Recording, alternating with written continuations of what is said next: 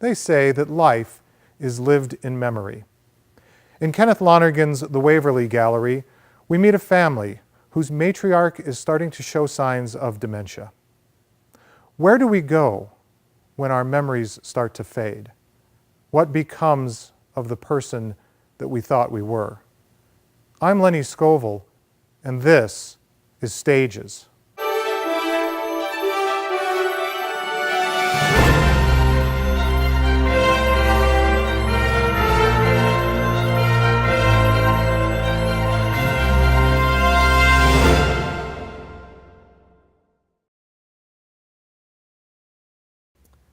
Welcome. We're once again at Bas Bleu Theatre on the stage with their current production, The Waverly Gallery. And here with me today is the director, Laura Jones. Welcome to Stages, Laura. Thank you, Lenny. So tell us about the play, The Waverly Gallery. The Waverly Gallery is a play written by Kenneth Lonergan that is autobiographical in the sense that the characters are based on his family, his mother, his grandmother, his stepfather, and he couches it as a memory play. And there is a character that's the playwright, that's the voice of the playwright. And so the grandson, Daniel, tells the story, narrates it, if you will, and then we see it unfold in a series of flashbacks that occur between 1989 and 1991 in Greenwich Village, in New York City, in a gallery. An art gallery. An art gallery. Very small, little, funky art gallery that his grandmother ran for many years, 28, I think. And it's adjacent to a residential hotel, kind of quaint. And it still exists. The gallery is it's no longer a gallery, but this was on Waverly Place in Greenwich Village. And he grew up with his grandmother showing new artists, especially young people. And Gladys is an amazing character, and she's led an amazing life. And now she's at the point in the last few months where she's just ever so gradually starting to lose some of her short-term memory. Trying to find words. Sometimes they substitute. And it is humorous to begin with.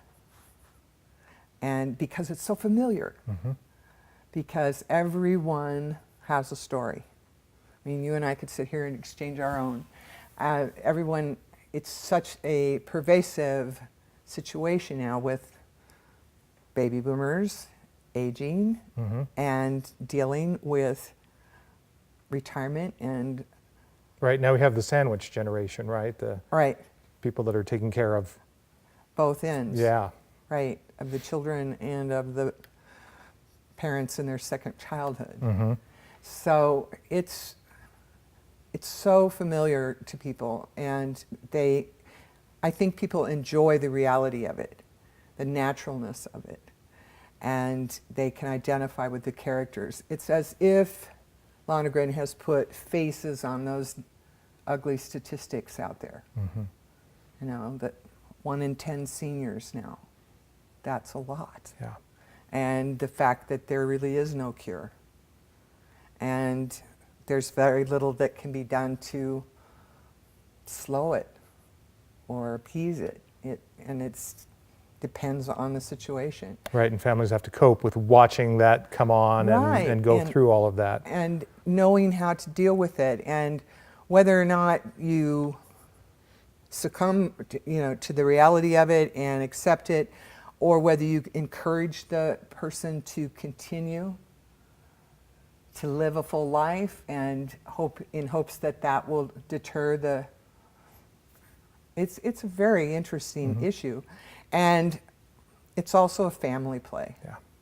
Theater so often these days has been over the years about family. Mm-hmm.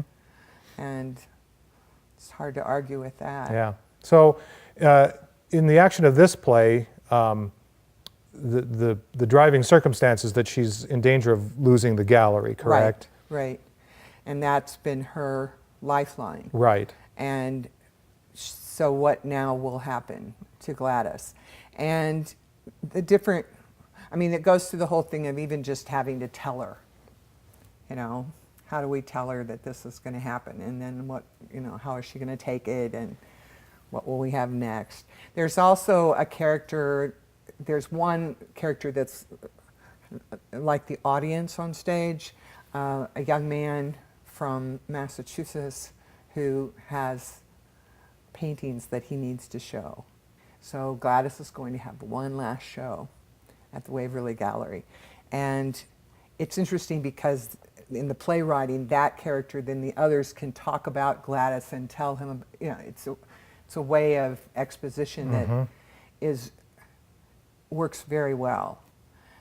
So not all the narration then has to be done past through the tense memory, or, right, yeah, or right. third person or whatever. Right. It's a pretty lively show. I mean, it moves very quickly. The pacing I like very much. But again, it's the language, it's the dialogue, it's the writing. Well, and that's, you know, Lonergan is kind of known for that. I did Lobby Hero here on this stage a number of years ago, another Right. play of his. So I'm familiar with that sense of people talking over the top of each other, that clipped pace that you get. But as a playwright, you can tell right away that he has an ear for dialogue. Right. Right? That Right. it's very naturalistic the way that he presents it, so that even characters in their extremes are relatable. They're people that you recognize because they're people that inhabit the world that you live in. Absolutely, absolutely. It's a beautiful play, beautifully written. But a tough subject. So you say that there's a good bit of humor early in the show. In fact, Samuel French, the publisher of the acting version, categorizes it as a comedy, which at first seemed odd to me, but yes, it's so familiar that it's funny. You laugh at the familiarity of it. And Gladys she's very vivacious and fun, and it's hard to then see that go away, you know, the person that she once was. But he does show you that. He shows you her in her prime, and then you see the decline. And it's slow and it's gradual, and we really worked a lot with different connecting the dots. You know, at what point does she start to lose this ability, or at what point are the words missing? Ben Brantley, there was a recent production on Broadway, and the title of his review in the New York Times was "Filling in the Blanks." And I love that, because that's what happens. You start blanking. Right. And everyone else has to try to fill in the blanks for you. And it was also a challenge for Wendy Ishii, who plays Gladys, to memorize.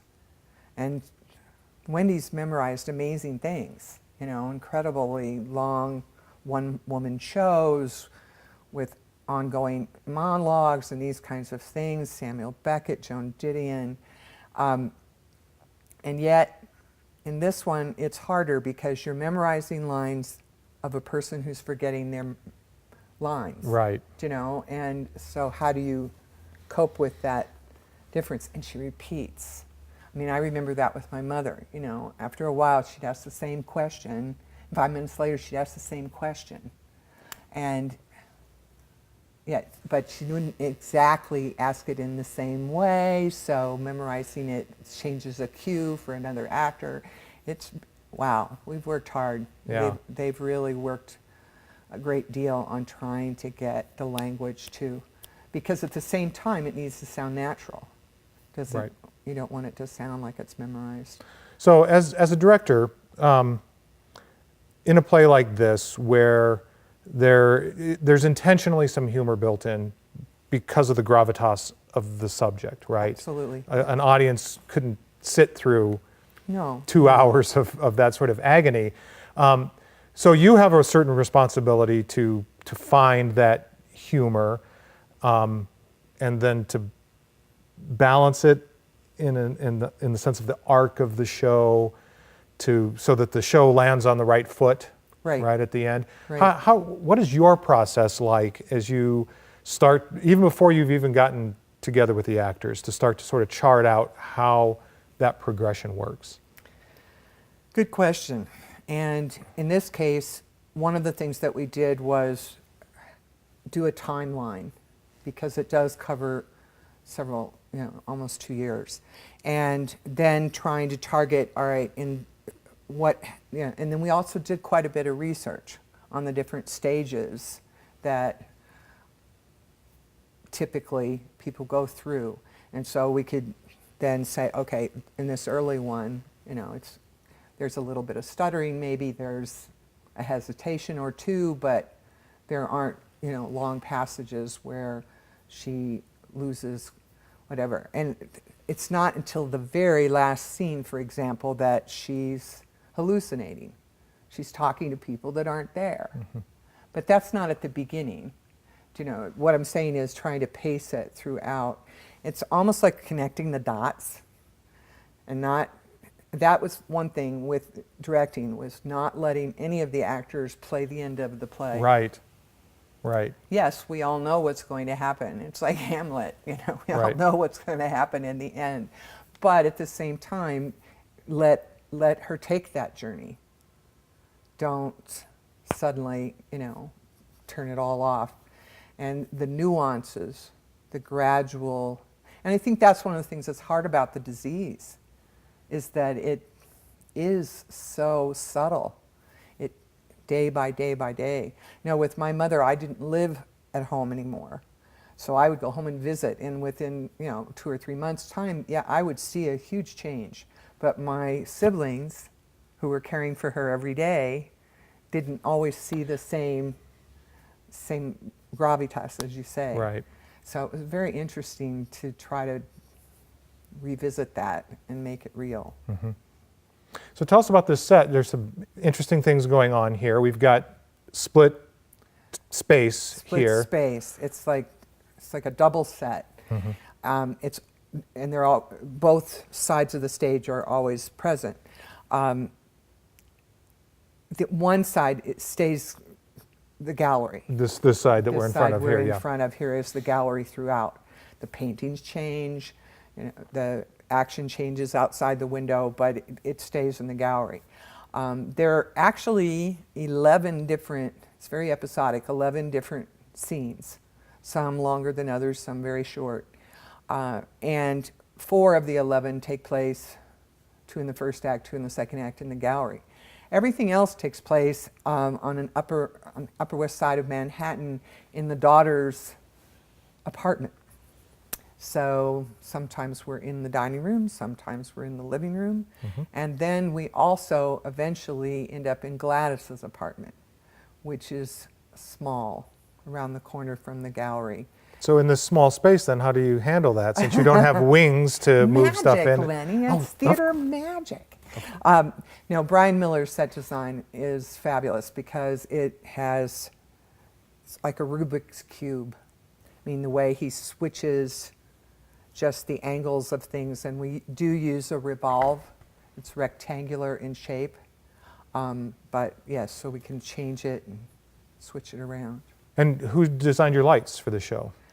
Jimmy Robinson. Oh, good. Right. Jimmy and I have worked together for years. Yeah. So, in fact, he was doing his bio for the program, and he realized that all the lighting designs that he had done at Bas Bleu had been with me. So we've worked together quite a bit. Mm-hmm. And he's been great, because just to create the ambiance for the different worlds of this play is a little tricky. Yeah, and I would assume, just as there's a dramatic arc to the show, your designers work with that same sort of sense. As a lighting designer, I would think that he would build in some sort of lighting arc. Sure. Right. One of the things, and with the costumes and the sound and all of it, was that it starts brighter and more colorful, as you can see, and then the second act gets a little more somber, just in tone. it's not like all of a sudden everything is film noir and black and white or anything like that, or Right. tones of gray, but it does change the feel of what's happening on stage. Mm-hmm. And the weather changes. You know, in the winter time, she can't always go into the gallery, and I love what they've done to complement one another, the different designers. Good. So I take it that Gladys's identity is wrapped up in the running of this gallery. Yes. And parallel to that, her personal identity is escaping. So is it fair to say that one of the themes of the show is about identity and how we find our place and our purpose in Right. the world? Identity and memory, and how memory informs our identity, how we Mm-hmm. base who we are on the stories that we've collected. Right. And one of the things that she does at the beginning with the grandson is she's, like so many elders of any tribe, you know, trying to tell him what his father was like and what his grandfather was like, and to tell the stories. And so I think that that's what Lonergan wants to do. He wants to tell her story as she told the story of others. And in families, that's very important. That oral history is critical, I think, Yeah. to a legacy that you want to leave behind. Yeah, and I've often noted that, I mean, if you think about it, life is lived in memory. Absolutely. Life is lived in story. As Right. much as we say that we want to live in the moment, all, you know, that moment is already one step behind us. Right, Right. right. So in one sense, as long as memory persists, we persist, right? And so this is Lonergan's way of immortalizing his grandmother, I suppose. Absolutely. Yeah. He dedicates it to his mother and his grandmother. I mean, not just the people that need care, but those who care for the ones in need. I mean, we gained an incredible respect. I know, I can speak for my entire production team, all the actors, for how hard this is on both the person experiencing it, but also the people then in their world. How do they respond? How do they meet the need? And particularly as the need becomes more intense, and I mean, to the point where you don't want to leave someone alone Yeah. for fear that they'll leave the stove on or forget to take their meds or whatever it might be. It's been really very, very interesting. And again, everybody has a story. And I was not prepared for it being as close to home as it turned out for me. Lost my mother a year and a half ago, and never was officially diagnosed with Alzheimer's, but had similar problems with Gladys, in that she was losing her eyesight to macro degeneration, she was losing her hearing, and eventually, yeah, the short-term memory was starting to go. And yes, I feel very close to those memories of my own. And I didn't really expect to. I don't know, it didn't occur to me that this was going to be therapeutic for me. But Theater at its best, though, theater right? at its best, you know, opens Yeah. those hearts. And is that what you're hoping that the audience takes away from this experience? I am. I'm definitely hoping that's what they take away, that they'll see that they're not alone, and that others can relate to their situation and to their stories, and that sharing it helps. Sharing it helps a lot. And so you have that commiseration among them. And so far, we've only had 3 or 4 performances, but that has proven true. Yeah. That people have been very, very emotionally connected. Yeah. Well, thank you for bringing this work to Fort Collins. My and thank you pleasure. for sitting down with us today on Stages. Great. Thanks, Lenny.